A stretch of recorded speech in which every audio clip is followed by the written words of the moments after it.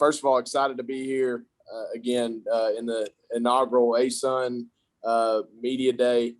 Just exciting time here at the University of Central Arkansas, and the opportunity to now open a new era of football in what we're trying to do here as a program. Looking forward to the season. Look, we've been in the Southland Conference going on close to, I think, 13, 14 years. And now to have the opportunity to be playing in a little bit of a new conference. We still have a little cross rivalry with the WAC this year. Is definitely something not only myself and our coaching staff is excited about, but our players are obviously looking forward to. It's expanded our recruiting footprint just in the last year, in the last recruiting cycle, making the announcement to the ASUN. So we've pushed our recruiting more southeast and kind of pushed to the ASUN footprint, with also having obviously a heavy dose of Texas kids like we always do, like the two I have with me today from the Houston area. But look, we've been working hard. We're excited about the opportunity to get back to a little bit of normalcy.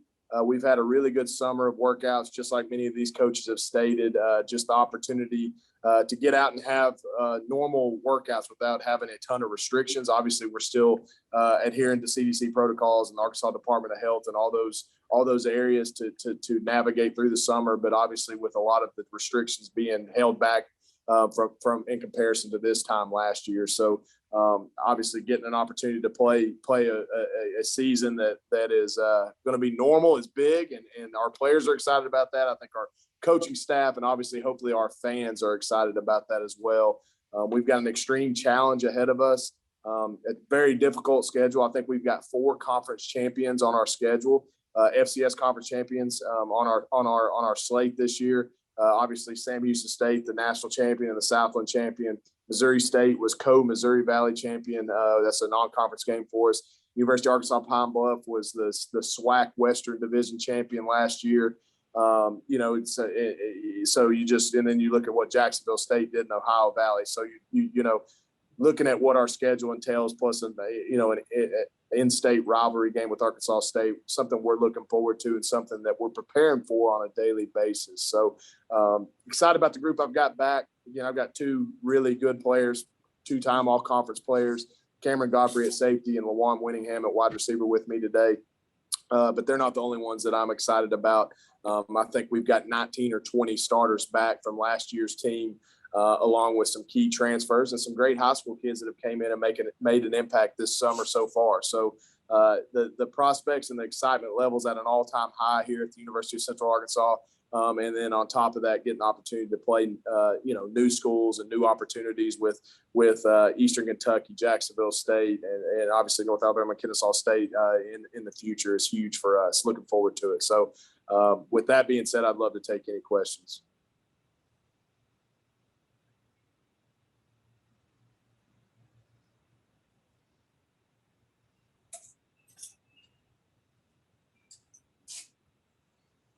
Coach, can you just question? Coach, this is Joe Medley from the Anderson Star. Can you mentioned Jacksonville State and what they did in the OVC? What have you seen of their program from afar, and how much are you looking forward to competing with them? Well, I think if you look at the consistency of Jacksonville State over the last for a long time, but really since we've been relevant in the FCS level at the University of Central Arkansas, you obviously keep up with FCS programs and what they're doing. It's been very impressive. I mean, what Coach Gross has done there and just the success they've had in the Ohio Valley, and I think the run of conference championships they've had, I don't know, 9 out of the last 10 years or something. I don't know. That's just from afar. I mean, it's unbelievable to see. And I know the caliber of player they recruit. I know the caliber of transfer they're able to bring in. And, they've got a ton of talent from the top to the bottom of their roster. I'm very familiar with some of their coaching staff. I mean, Coach Greg Stewart, their defensive line coach, was the defensive coordinator here from 2014 to 2017. Coach Max Thurman is their linebackers coach. I think he does special teams with them. He was my first defensive coordinator here for my first years being the head coach here at Central Arkansas. So I know how these guys are being coached. I know what kind of guys those guys are. And then you just look at the 2 players that they had on earlier. I mean, those 2 guys are as good a players in this league that this league has to offer. So, I mean, just very impressed. I mean, I would like to compare our program to a program like Jacksonville State because of the success they've had. And so we look at them when we gauge our success based on a team like that. Nathan, how do you start building? I mean, the fact is you have these three you guys and the two other ASUN teams, then you have the 4 WAC teams. So how do you start building something? I mean, I know theoretically next year is going to be when you have a full conference. So how do you start building that this year and then be able to translate some of those things over into next year when you have a full conference? Well, I think we know what the future holds, not only here at the University of Central Arkansas, but with the ASUN conference. I mean, when you look at the leadership in place with the ASUN, with the commissioner all the way down to his staff and what their vision is for the ASUN conference, I mean, it just gets you excited. Listen to him talk for 5 minutes and you want to be a part of it. And then you counter that with the leadership we have here at the University of Central Arkansas and President Houston Davis and obviously our athletic director, Dr. Brad Teague. They're visionary people. I mean, they're proactive. They know what the future holds. I mean, you look at Dr. Teague and just the people he knows, and as long as he's been doing this, I mean, we were going to be proactive in this conference change, not reactive. And I think that's the way they put it was, look, the college football landscape is changing, and it's going to change even faster probably over the coming years. And so we wanted to be proactive, and we felt like the ASUN was the best opportunity for that. It just happens to be that we have to match with the ASUN WAC challenge here in year 1. So we're excited about that. We were very familiar with those Texas schools and what they're about. Great programs. I mean, unbelievable rivalries with Sam Houston State over the years, with Stephen F. Austin, what they entail. And we know what Abilene Christian and Lamar can be in recent years. So look, we're excited about this opportunity. I think it's something that when you listen to the people that are making these calls and the visionaries of this process, it gets you excited. And it doesn't take long to jump on board with it. So from a perspective of, from your perspective, obviously the goal is to go and win a national title and make a deep playoff run and win all those things. But for you, and I guess, also, Jacksonville State, Eastern Kentucky, in trying to bring some more teams in the fold, do you think there's, I don't know, in some ways, maybe a little more, reason to have a really strong season so that when you're, looking at bringing in some extra teams, as a league, you guys can say, hey, we did this year, and we're going to provide really good competition for you if you want to join the ASUN. Absolutely, Mitchell. Look, it's obviously pressure is always on. I mean, we're looking to win year in and year out, no matter where we're at. But again, like you said, I mean, to be attractive to other programs, obviously you want the conference to have a high RPI or put several teams in the national playoffs. I mean, that's what's going to attract other football playing universities. And look, it's not going to take long when you see some of these programs and the history that these programs have. I mean, look, the history's rich. Eastern Kentucky, I mean, they've got 2 or 3 national championships at the FCS level over the years. You look at what Jacksonville State's done in recent history. You look at what we've done in our first 10 to 15 years of being Division I is almost unparalleled with just our success during the transition time to the point where we're at now. I mean, look, we've had unbelievable success, and then you counter that with what Kennesaw State is and what they've been recently, along with North Alabama. And look, I know they're making the Division II to Division I transition just like we did in the the 2006, 2007 range. But their history is unparalleled too at the Division II level. So unbelievable college towns, unbelievable universities that are being involved in the ASUN. All it would do is take a head coach at a university to call me and let me sell the ASUN to them, and I promise you, we'll get some programs in this, and we'll have one of the best conferences in the country, because I think this is a special conference that has its brightest days ahead. Coach, you mentioned trying to push a little more southeastern recruiting. Central Arkansas got Trey Smith out of here a few years ago. Yeah. Just how much more of a factor are you guys hoping to be in this footprint and competing directly with schools like JSU? Yeah, and look, we're going to see JSU more. We're going to see Kennesaw. We're going to see North Alabama more, just because that's where the footprint now turns. Now we have, obviously, like I said, we have a great track record footprint in the greater Houston area and DFW area in Texas. We've, obviously East Texas, that's always been good to us, and it's going to continue to be good to us. But yes, you look at a Trey Smith. I mean, taking him from that area. Now he's a 6th-round draft pick, still playing in the NFL with the Texans. I mean, that has got to be something that is a priority to us, because that's where we're going to be playing more games pushing toward that Southeast way. We've recruited more into Florida over recent years. I mean, look, we've got an all-conference running back, return guy in Cameron Myers, who's from the Tampa, Florida area. We've got a starting tight end from Orlando. I mean, so we're going to continue to push that way, and we really have over the last few years. But now being in the ASUN, and now kind of the hub of the ASUN being in Atlanta, and then you look at Alabama and Georgia and all it entails with really good football, we're going to have to tap into that area. And luckily, I've got a coaching staff that has some connections in that area and relationships that ought to help us in that process. Do we have any questions for the student athletes?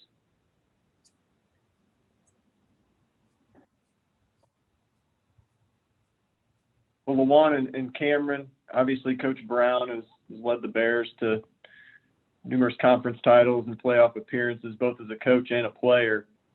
What kind of knowledge has he passed on to you both personally, and then as well as the team? I think he's a winner, obviously, from coaching to playing. He knows how to win, and he knows how to get to the next level, and that's just something you build behind. And I mean, he wasn't playing that long ago, so he knows the chemistry, the geography of the team. He knows everything about the team in a sense. So it's easier to relate to him. It's easy to get behind someone that wants to win just as bad as you. And I think it just helps the team overall.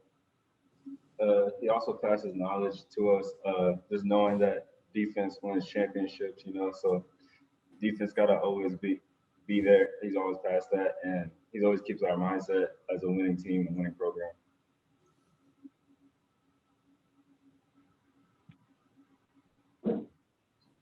And then for both of you, which NFL player would you say your game and skills most resemble, and why? I try to resemble my game for Tyrann Mathieu. He's just always around the ball. Whether that be a run, pass, he's just always around the ball, where he's picking the ball off, breaking the ball up, or just getting extra tackles or punching the ball out. Look up to him. That's always a difficult question for me, because I feel like I do so many different things. But I would say probably Mike Evans, more so this last season than any of them, just because there was a lot of big ball fades, deep routes in a sense, possession catches, and that's more so his forte. So that's where I'll put it there. Lujuan and Cameron, I'm curious from your perspective. Obviously, it's often just a matter of playing the teams on your schedule, and you guys go and do it on a week by week basis and just look at who you're playing, figure that out. But knowing that you're going to see some new teams this year, what's exciting about that, and what's the challenge of preparing for a team that you might not have seen in the past? It should be fun to have some new competition. We try to dominate the conference every time we can. So of course we're going to try and do the same thing. It should be fun to see some new competition and game plan some different things. Yeah, and I take the schedule week by week, game by game. So whether it's Clemson or Jacksonville State, I mean, you just get ready for whoever you're playing. And I think it's just fun having new competition to go out there and playing football. And that's what I'm excited to get back to, because it's been a while.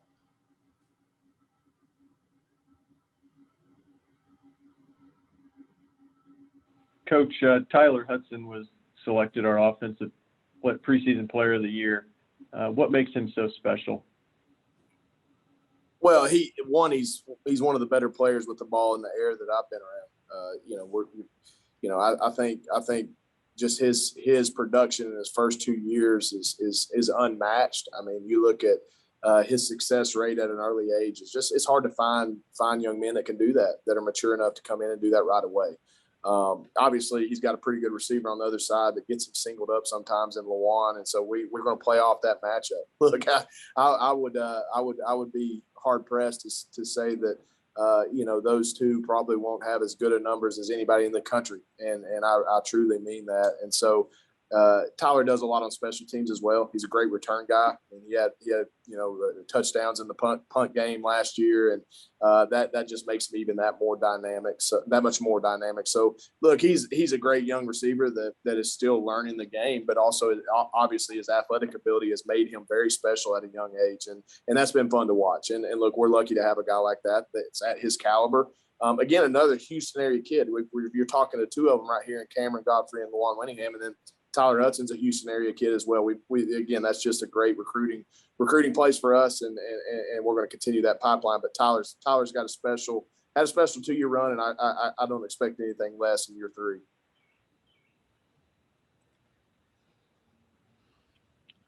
And then, Coach, how do you think the newly passed NIL governance will affect your program? Well, I'm going to echo. I caught some of what Coach Gross said there at the end. I think it's huge. I think it's an exciting time for student athletes.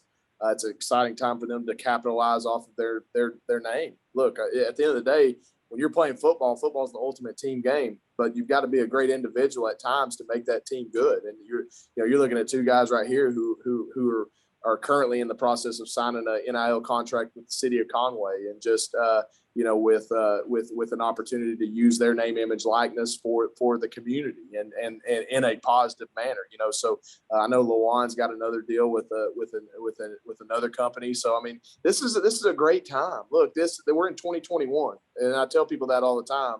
We have to evolve with the times, and so here in 2021, we're not in the same era as 1991, and so it's good to see that the NCAA is now catching up to where maybe we feel like we are as a society. And as a coach, I want to make sure I support and harbor these guys to use this opportunity to enhance their ability to one, their quality of living, maybe make some extra money, but also just an opportunity to really to put their name out there and to sell themselves, obviously in a positive manner. And we're obviously doing some educational sessions and going to do some different things moving forward that hopefully helps them through this process. But I'm all for it, and I think it's going to be a great opportunity for not only just the Alabamas and Clemsons of the world, but down to all the way to the Division II level. I think that players are going to be able to take advantage of this, and it's a good thing in our sport right now.